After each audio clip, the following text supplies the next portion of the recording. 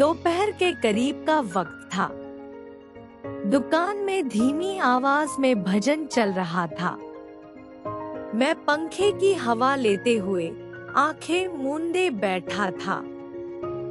तभी एक ambassador car दुकान के सामने आकर रुकी। दरवाजा खुला। सफेद कुर्ता पायजामा पहने एक अधेड़ उम्र का आदमी उतरा। चेहरे पर शिकने थी, आंखों में थकान, लेकिन चाल में सत्ता की झलक थी। मैं घबरा गया। सोचा, कहीं मेरी पोल तो नहीं खुल गई। वो बिना कुछ बोले चुपचाप दुकान में दाखिल हुआ। धीरे से कुर्सी खींची और बैठ गया। फिर मेरी ओर देखा और एक फाइल टेबल पर रख दी। आप ही हैं महानंद चट्टोपाध्याय? उसने गंभीर स्वर में पूछा। मैंने सिर हिलाया, हल्के तनाव के साथ बोला, हाँ, क्या सेवा कर सकता हूँ? उसने कहा, मुझे किसी और से नहीं, सिर्फ आपसे ही मिलना था।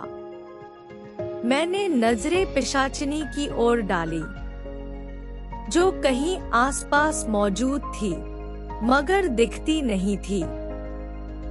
क्या जानना चाहते हैं? मैंने पूछा।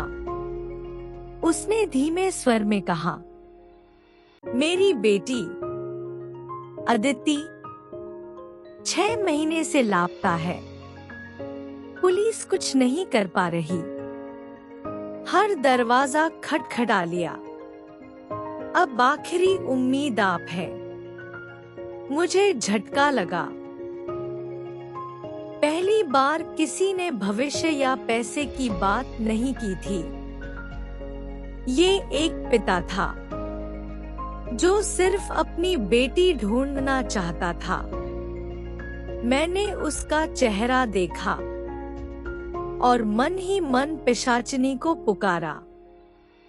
सत्य दिखा, भूत दिखा, अदिति को दिखा, और फिर मेरे होश उड़ गए। मेरे सामने दिखा एक लड़की, सफेद ड्रेस में, खून से लथपथ, किसी अंधेरे कमरे में बंद। उसके हाथ में एक पायल थी जो रगड़ खाते हुए आवाज कर रही थी। और उस कमरे के कोने में एक कैमरा रखा था। मैं कांप गया। वो लड़की अदिति थी, और जो जगह मैंने देखी वो इस शहर की ही एक पुरानी फैक्ट्री थी जो सालों पहले बंद हो चुकी थी। लेकिन ये कैसे संभव था? मैं तो सिर्फ भूतकाल देख सकता था। ये दृश्य क्या था? क्या अदिति मारी जा चुकी थी या अब भी जिंदा थी? पिशाचिनी, क्या तुमने मुझे भविष्य दिखाया? नहीं, ये भूतकाल का वो आखिरी क्षण था जब अदिति को वहां बंद किया गया था। मैंने उस आदमी को धीरे से कहा, आपकी बेटी को आखिरी बार एक फैक्ट्री में देखा गया था। पुरानी मशीनों वाली, लाल ईंटों वाली इमारत। वो चौंक गया। आपने कैसे जाना? हम वही जगह ढूंढ रहे थे, लेकिन अंदर जाने नहीं दिया गया। मैंने कहा, अब और देर न कीजिए, जाइए। वो शायद अब भी। मैं रुक गया, क्योंकि मुझे पता था वो अब सिर्फ भूत बन चुकी है। लेकिन अगर ये कह देता तो उस पिता की उम्मीद टूट जाती। तो मैंने झूठ बोल दिया। शायद अब भी जिंदा हो। वो मेरी बात पर विश्वास करके फौरन बाहर निकला और तेजी से एम्बेसडर कार में बैठकर निकल गया। मैं चुपचाप बैठा रहा, पसीने से तरबतर। रात हुई। मैं थका हुआ बिस्तर पर लेटा था। तभी हवा सर्द हो गई। कमरे में एक साया आया, पिशाचिनी। उसने मेरी ओर देखा। आंखों में एक अजीब मुस्कान थी। तुमने उसे झूठ कहा।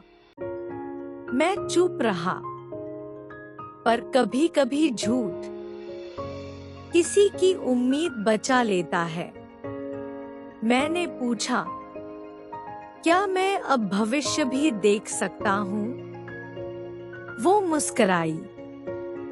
नहीं, लेकिन अब तुम भूत में इतना गहराई तक जा सकते हो कि सच्चाई खुद सामने आ जाएगी। मैंने पूछा, क्यों? ये सब क्यों दिखा रही हो मुझे? वो बोली, क्योंकि अब वक्त आ गया है तुम्हें याद दिलाने का कि तुमने मुझे बुलाया था, पर मैं यूं ही नहीं आती। मेरी कीमत बहुत भारी होती है, महानंद। और वह गायब हो गई, छोड़ गई सहरन, डर और एक सवाल। अब आगे क्या? अदिति की सच्चाई क्या थी? क्या महानंद अब सचमुच भविष्य देख सकता है, या ये पिशाचिनी की चाल है? क्या महानंद को इस साधना की कीमत चुकानी होगी? जानिए अगले भाग में कर्ण पिशाचिनी की गाथा भाग 3, अदिति की आत्मा। सुनते रहिए सच और पिशाच की इस कथा को।